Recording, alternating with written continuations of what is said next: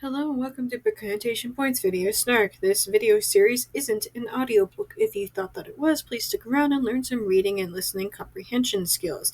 I read books, discuss what went wrong and how they can possibly be fixed. I'm continuing my read through of Game of Sunken Places by M.T. Anderson. Not the first video, go check out the others. Links are posted below. Chapter 4. The chapter opens with a lot of unnecessary descriptions. The only thing that I find interesting is that the maid is named Daffodil, which is a 100 out of 10 name for me. But learning that, and I quote, Milkmaid's Brian face break out and irritated the webbing between his toes. Why? Why was this necessary to the continuation of the plot? This lasts for about half a page before we're subjected to what I can only describe as something more painful than junior high conversations. Greg makes a bad joke that Max somehow spins into an even worse story about himself. The entire thing is so awkward. I don't know if I can handle the rest of the book if it's going to be like this. Was this intentional? If so, why? Finally, after some slightly better but still awkward small talk, Max dismisses the boys to go play upstairs, like they're somehow in preschool and will enjoy playing with tiddlywinks or whatever kids do, rather than the fact that the boys are straddling that line between childhood and adulthood. They go upstairs to the nursery, which is full of the usual sort of objects. There, Brian finds a board game called the Game of Sunken Places, and title drop. However, the game looks quite old, and Greg says that Max has only had the house for about 4 or 5 years after he adopted Prudence.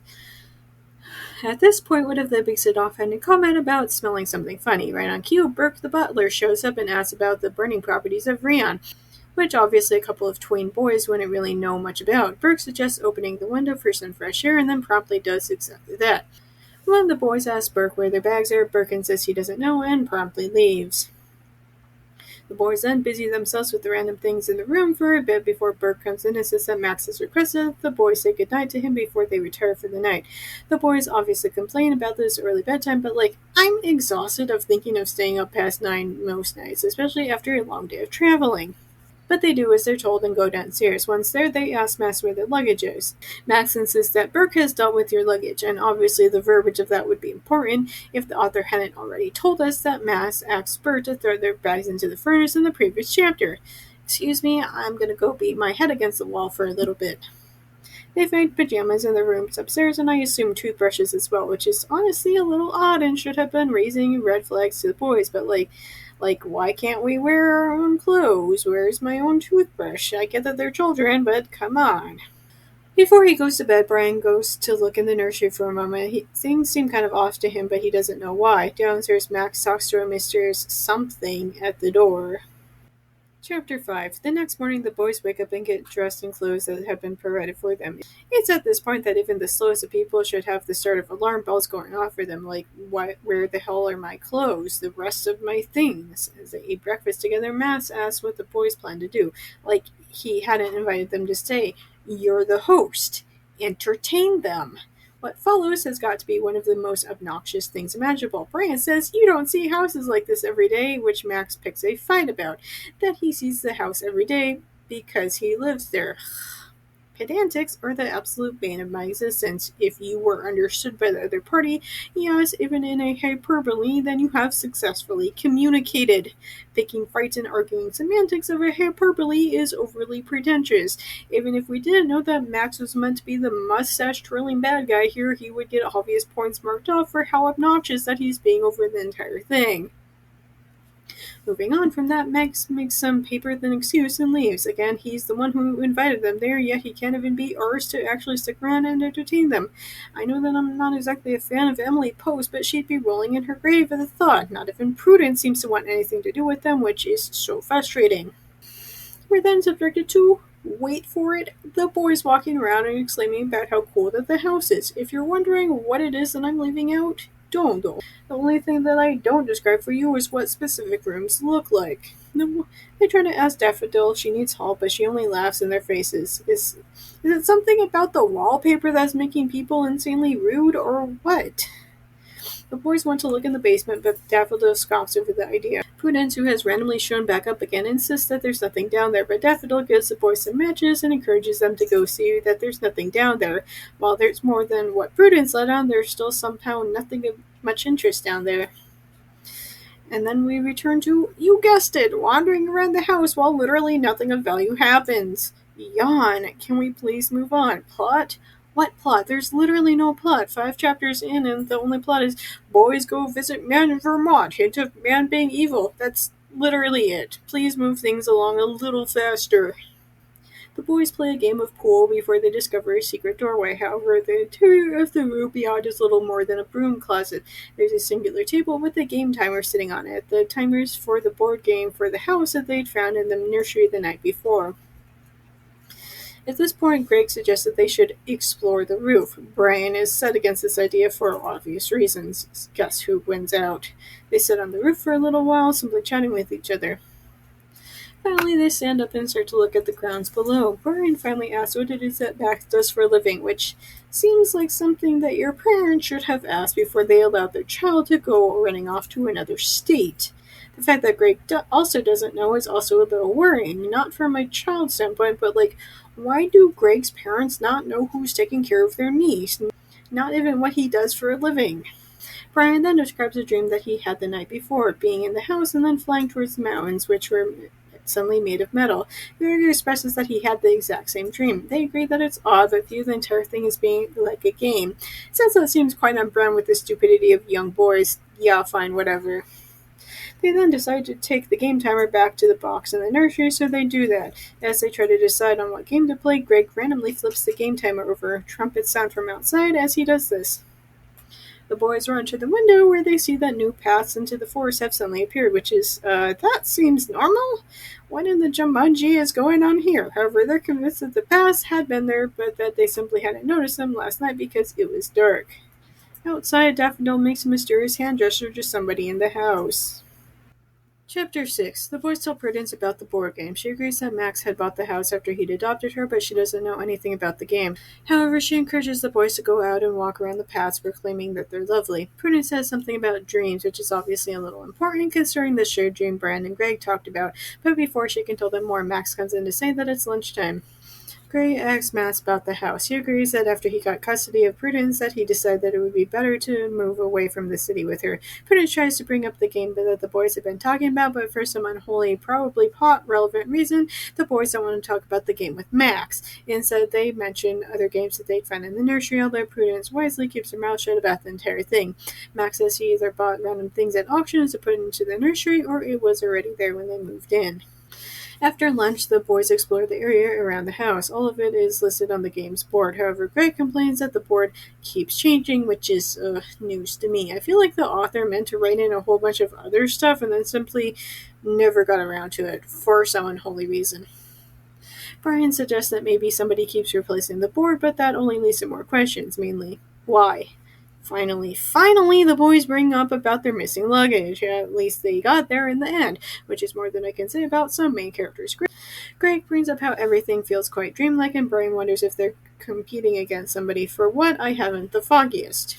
Again, we're now 6 chapters in. The boys are still bumbling around for reasons that the readers don't know yet. It's all exceptionally uninteresting, and I wish that the book would hurry up and get to some sort of point. As the boys keep going, they swear that they hear footsteps behind them. They get to the ring, which has nothing to do with hobbits or even girls crawling through your TV, but rather it's a mushroom circle. When they're there, they continue to hear footsteps. Brian looks around for a bit before coming back to Greg and announcing that the guy from the train is there, which is way more ominous than literally anything else that's been going on. Chapter 7. The boys run, and the mysterious man from the train gives chase. Eventually, he corners them, apologizes, and introduces himself as Jack. He says that he, and I quote, mistook them for somebody else, which, sure, Jan, you're literally in the middle of nowhere on property that doesn't belong to you. What is happening? The only mercy in all of this is that at least while the boys might be kind of dense, they're not that stupid. Jack finally gets around to what he actually wanted to say. I'm here to wish you luck at the onset of the game. Why do I feel like I missed huge chunks of this book? This is book 1, right? I feel like the author knew 100% what he was talking about, but forgot to include the parts that literally anybody else would understand as well. And this is so frustrating to read because I would also like to know. Jack goes on to warn the boys that there is a great danger ahead of them. However, he seems to be of the opinion that the less you know, the safer you'll be. When Brian brings up the board game in the nursery, Jack scoffs over the idea, says that if Brian was smart, he would have stayed home, which is fair enough, I suppose. But I'm still blaming bad parents on Brian being there, full stop. He also warns them about how dangerous Max is and asks if they know about how many people have died there. However, he refuses to give the actual number when the boys express that they don't know, which, why did you bother to ask if you weren't going to actually tell them the number? However, when Greg demands that Jack tell them the rules, he refuses, says that his only job is to welcome them. He then promptly goes back to whatever hole he'd crawled out of. The boys express how scared that they are and start heading back for the house. As they go, they see Max also heading back inside, but keep away from him.